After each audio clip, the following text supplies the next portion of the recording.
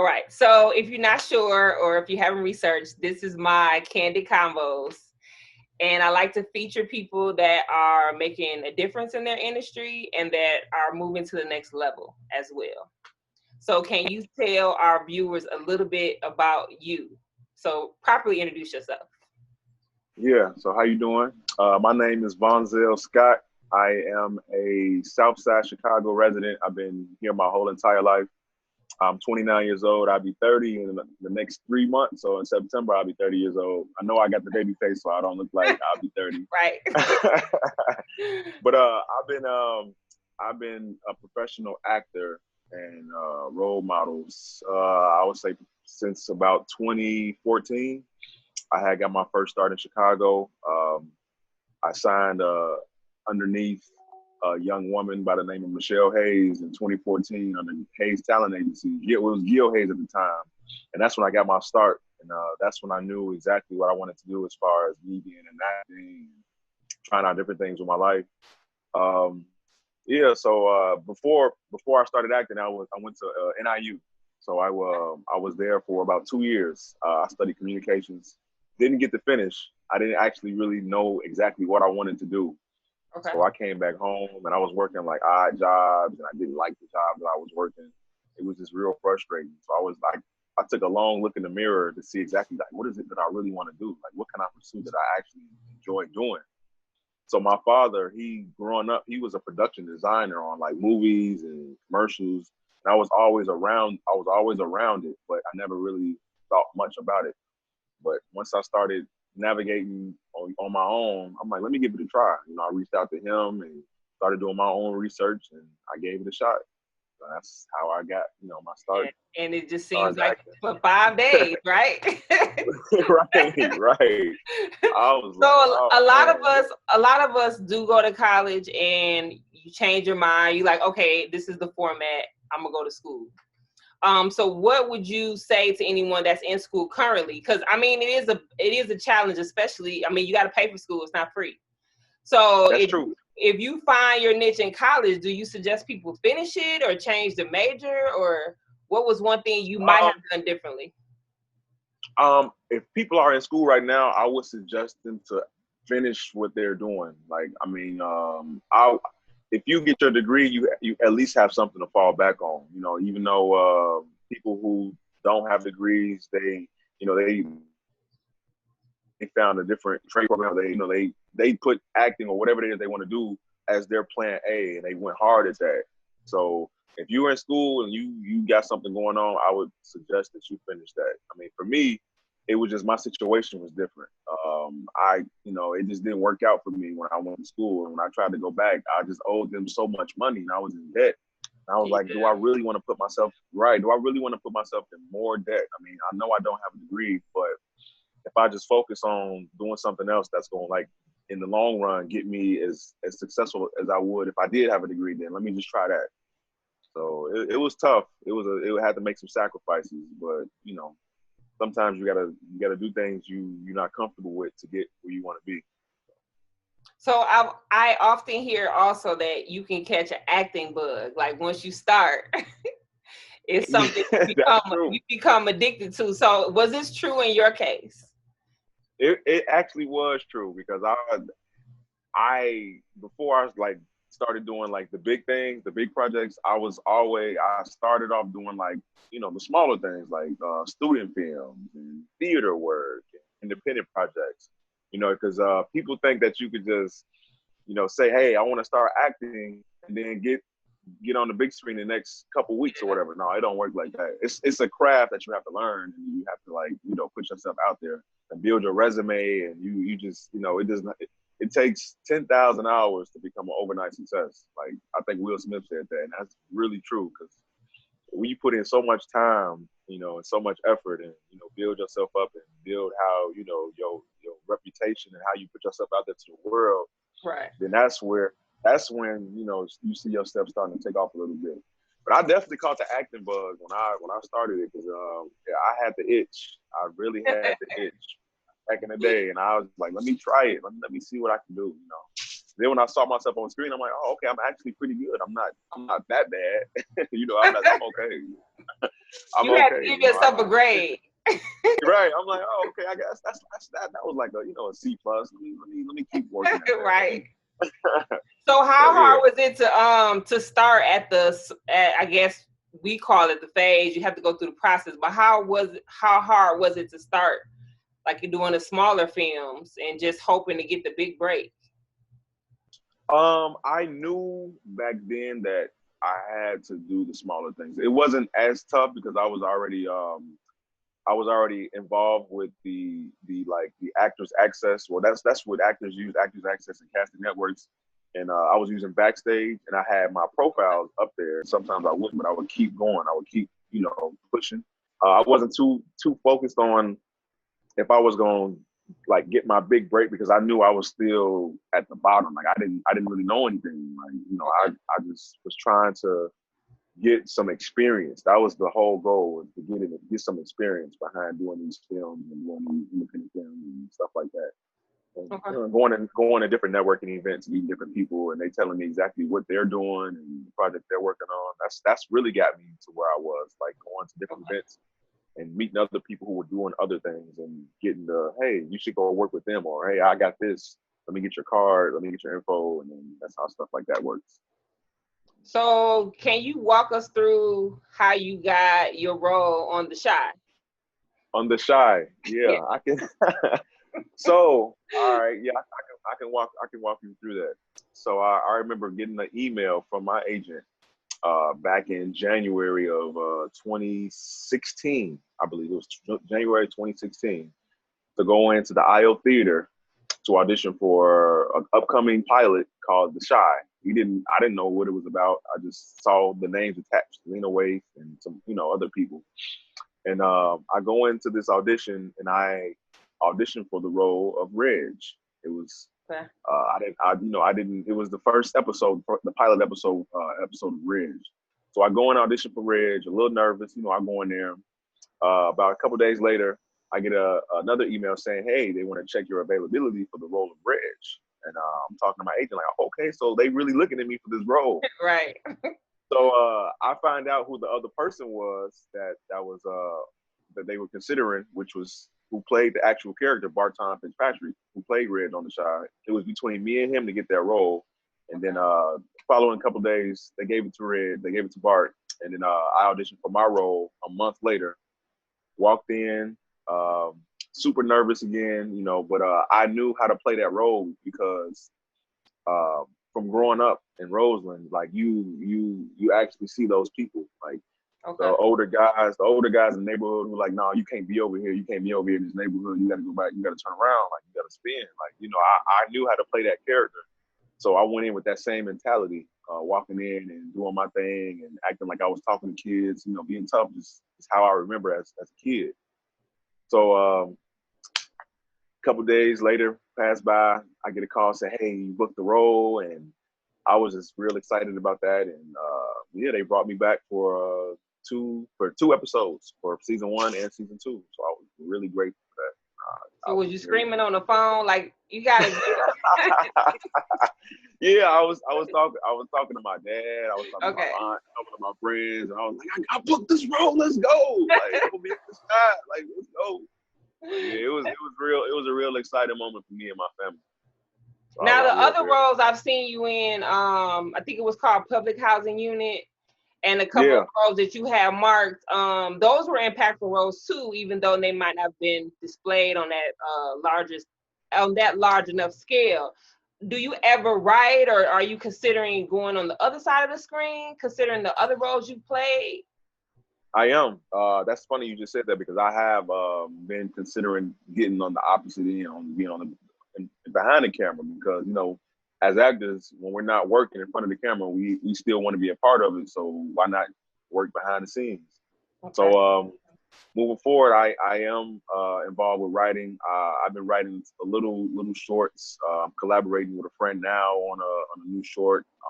My dad is also on board with me as far as us collaborating, writing together. He wants me to be a producer. Okay. But I'm still trying to navigate that. But I might consider that. Yeah, of course, he wants me to be a producer, but I got to take the baby steps and learn. See the back end first. But yeah, as far as like those projects that I have done, like Public Housing Unit, they were very impactful. Especially like those independent films and those independent, ways of trying to move up in the industry, because those stories need to be told as well. And that particular story was about Cabrini Green, and back in the Okay. '80s and early '90s. And I feel like nobody is talking about that Cabrini Green, or no, they don't have any projects that talk about Cabrini Green besides like Candyman. But as far as like the Right. actual day-to-day life of the people who live in Cabrini Green, like, yeah, you don't see that. You don't see that on TV. I thought that should have been picked up. Do you feel, I guess with the change of the climate of the world, that the regular big screen movie screening won't exist? Like, do you think we will go into this streaming era where those type of projects that mean a little bit more or have a deeper message that they may not want to commercialize get a chance on those type of with that type of audience?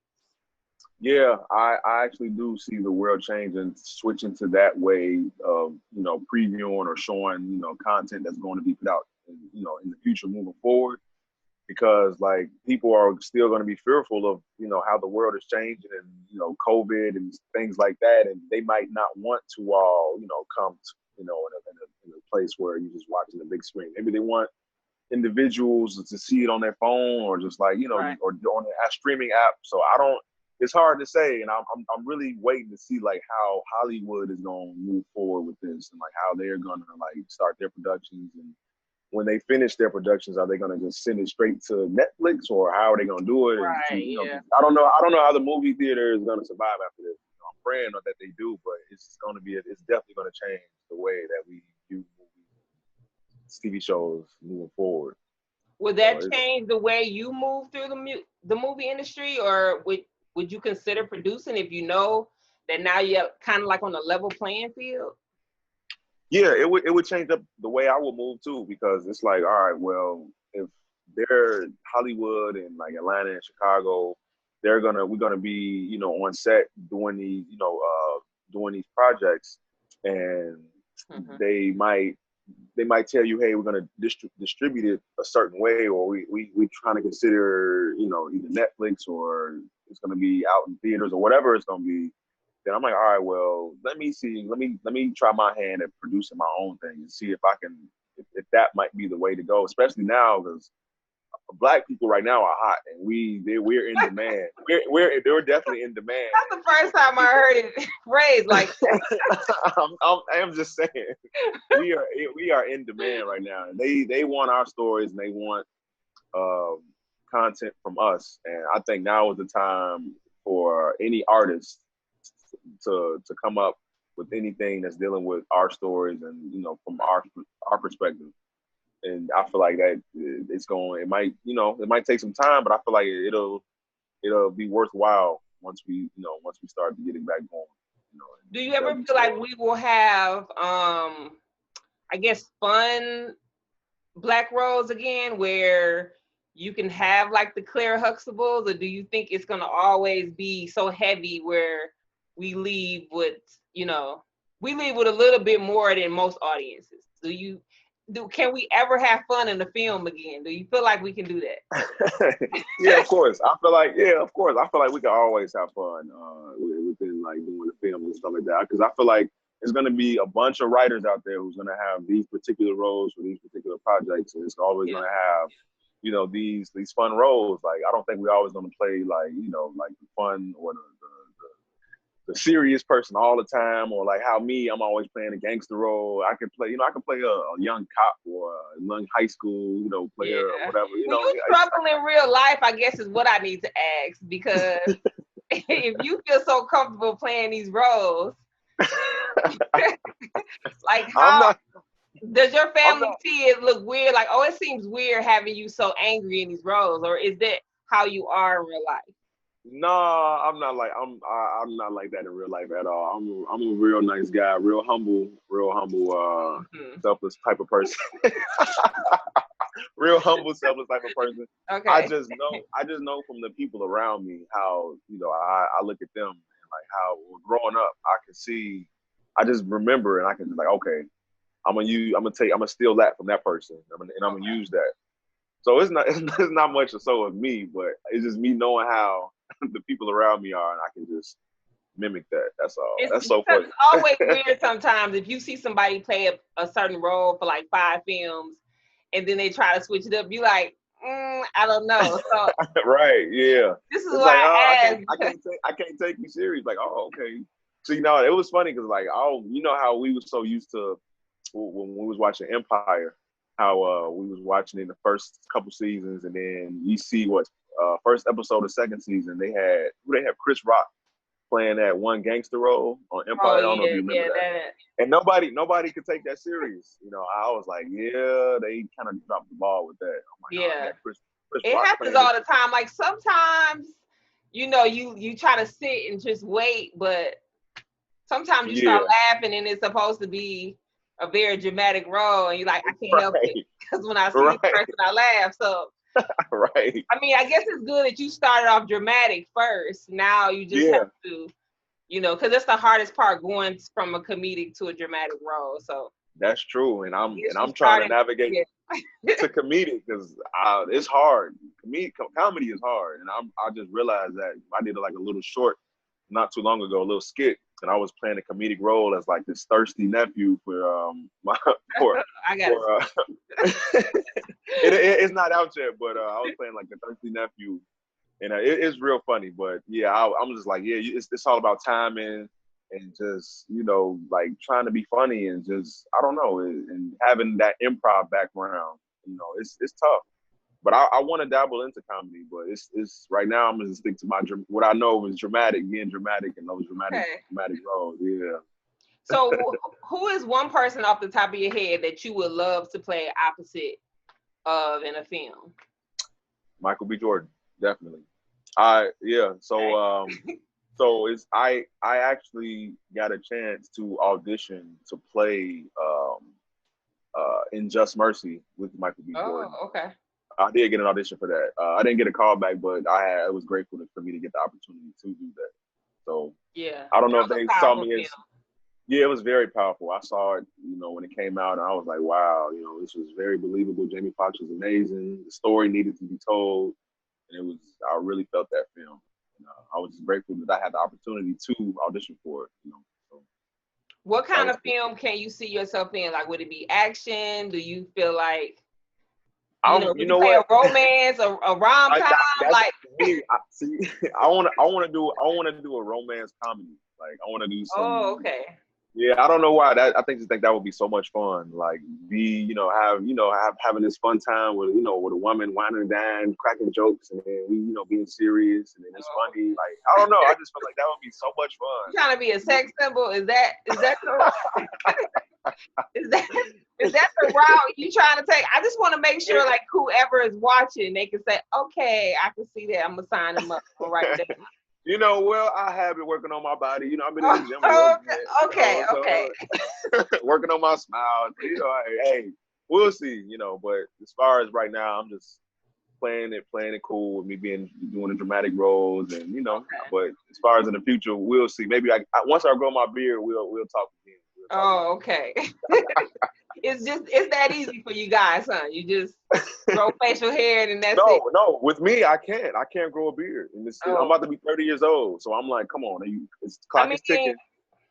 Clock is ticking. They have things for that. Well, for the movie. Would you put on the toupee? I would. Beard? I'll put the Ronnie off shot beard on. I would definitely do that. Oh, okay. I would definitely do that.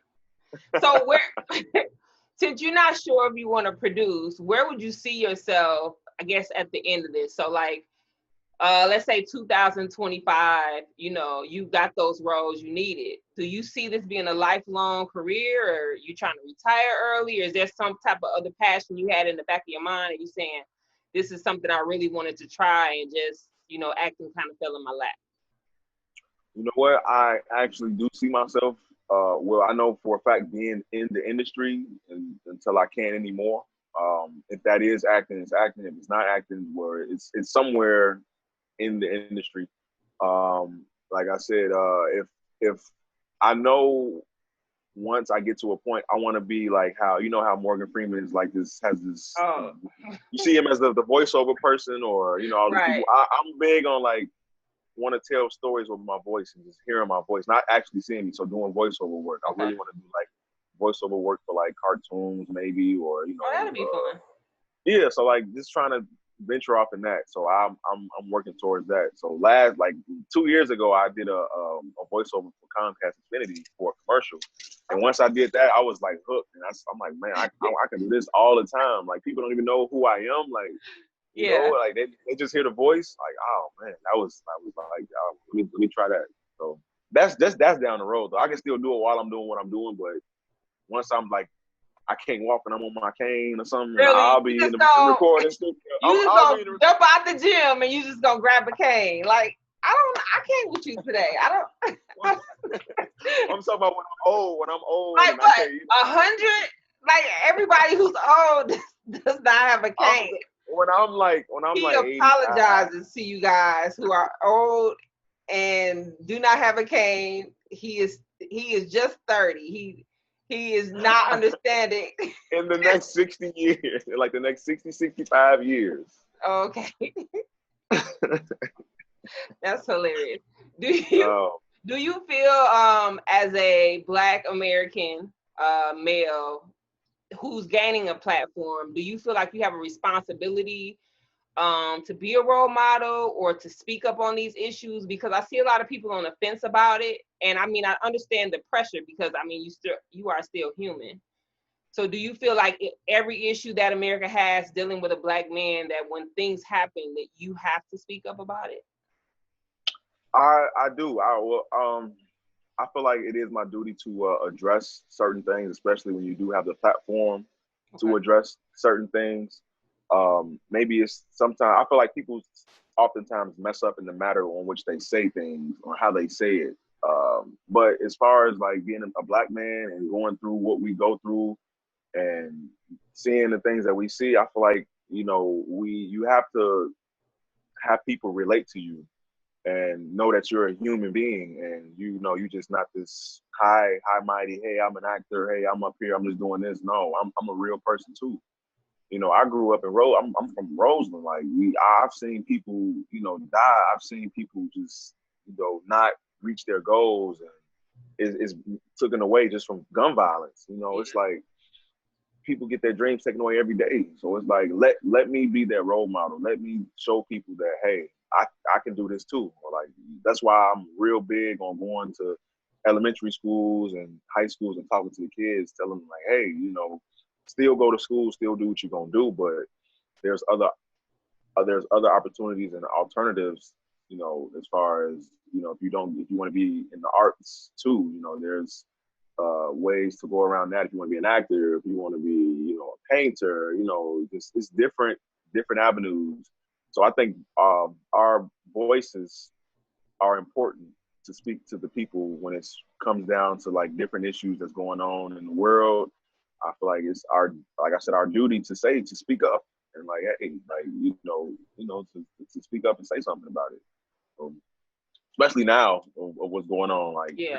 we we It's need so much going on though. So like sometimes I it's find myself taking a mental break because before that I needed mental breaks. So yeah, I'm I'm like, telling you. hold on. I don't Like wait, like right, wait, COVID, like wait, hold on, Kobe just that? Wait. No, COVID know. is And going on? like I had other, Wait. we had other family people, dealing with that type of stuff too. I mean, you have your regular issues, and then you got, just things happening. So you like, okay, let me Yeah. prioritize my issues. It's like And see we need a whole month. how many tears I got left. Like we need everybody needs a vacation month for I'm telling 2020. you. Like 2021 has to wait, or it has to start early or something. Like we have to figure out how to wipe out, all of this Right. sorrow from 2020. But I totally get it. Yeah, it's been a But lot. with everything and the steps you've taken now, of course you probably don't have no regrets because it's a learning experience. But what advice, or what would you tell someone who is maybe living in your neighborhood or living in a neighborhood who keeps hitting those roadblocks, and then they want to be in the artistic realm. Because I even see like boys now that we mentor, they may still get laughed at for wearing suits to school. It's like the simplest things as a male you get criticized for. You have to, I don't know what image you guys have to uphold, but you have to be some supernatural being other than be creative. Like you can't just be you. So what advice would you give a young male trying to go into this acting role? Be an actor. You know what? I would well, you're right what you just said, because we do get criticized a lot on the things that we do. And when I went to an elementary school, it was this one kid who was saying how he wanted to get into acting, but he didn't know how to get into acting. And we sat down and talked for like a good 45 minutes on like what he needed to do, the steps he needed to take. That his family probably wouldn't support him, saying it probably wasn't going to be a real career. Yeah. So I just told him, they just, people sometimes would, down what you're trying to do, not knowing that we live in a time where what you're trying to do could potentially take you further than what, maybe your parents thought you were going to do. You can't put a block on that, because, nowadays we're so creative and innovative that things can take off so quick, never knowing what we can do. You see how fast people go viral doing, crazy stuff on the internet. It can be the same way around in the industry doing, certain other things. So you just gotta like not listen to people sometimes. You have to put your blinders on. I would say, you have to just believe in yourself and be confident, and having a legitimate plan. Even if that plan, talk to different people in that field. Like if somebody wanted to be an actor, they can come talk to me. I can sort of like guide you on necessary steps and stuff you're gonna run into, because there's gonna be a lot of roadblocks, and you got to have tough skin to get into, to my business. Yeah. So if you really want to like get into acting, you got to like really research. I want to say like research, because I Googled the heck out of a lot of stuff. Yeah. How to be on TV, like what is the lingo you use on set. Like that was the main reason for me, doing background work back in the day, because I wanted to learn exactly what was going on and how people were. So, you just use that, and when you go back and talk to different people and just tell them like, just keep focused. Don't let whatever's going on in your life deter you from your main objective that you want to accomplish. Okay. Because we all have our own things we want to do, and we all have to find our purpose. And like you said, trial and error. You gotta go out there and just do it. Life is too short not to. Yeah, it is. So, I really appreciate you. Like I said, I'm not gonna take up all your time. But no, you're fine. I want to make sure everyone follows you and continues to see every piece of art that you put out. So where can someone find you? Yes, you can find me on my Instagram at Vonzell Scott. So that's VONZELLSCOTT. Facebook is the same as well, Vonzell Scott, and I have a Twitter. It's it's Von Dimitri. So ITSVONDEMETRI. You can find me on all those platforms. I talk to people. You send me a DM, I'll read it. I'm not gonna like do you like that. So you all good. He may not answer your DM. He's waiting on his Oscar in the mail. He does not have time on this plan. Yeah, so you can follow me. Do you have anything that we should know? Because you said you was working on some stuff. So is there anything with this past month that we could just get can you give us a date on something? A date? Well, pre-COVID, I was working on a short film called Culture Shock, but since that happened, I was going to be the lead role in that film, but since COVID happened, I had to get pushed back, and I don't even know what's going to happen anymore. So I just been writing, doing a little writing, coming up with ideas for different projects I want to do, and I've been auditioning for different voiceover projects. So, oh, that's good. Yeah, so that's. He's just gonna give you a couple of YouTubers of his romance scenes. Right. Put that out there. You already know. Because he's trying to look for those roles. So yeah, I really appreciate you joining me. This was a blast. I mean, I always have fun on these things, but it No, was I nice thank you. meeting you Nice virtually. meeting you. Nice And meeting you too. I appreciated that. Thank you. can't wait to see you in whatever form. We're gonna have to see your movies, but yeah, can't wait. Let me know if you do voiceovers. Don't just sneak up and say, "Oh, who do you think that is?" Please let us Okay. let us know Okay. which cartoon character you're playing, so we can support and watch these cartoons, even if we don't like cartoons. So we Yeah. can say, "Okay, that's Okay. Vonzell. That's his voice." Yeah. Okay. I'll definitely let you know. I'm not gonna Okay. leave you in the dark with that. Okay. Okay, thank you so much once again. Thank I will you. talk Thank to you you for having later. Make sure you guys follow Mr. Scott. He is going very far, so do not miss him. Anything else you want to tell the listeners? I just want to say I hope everyone is doing well with this COVID. I know the world is starting back to open up, but still be safe. Still just be vigilant out there, and make the best of what situation you have going on, and pray, and we gonna get through this as people. We gonna be good.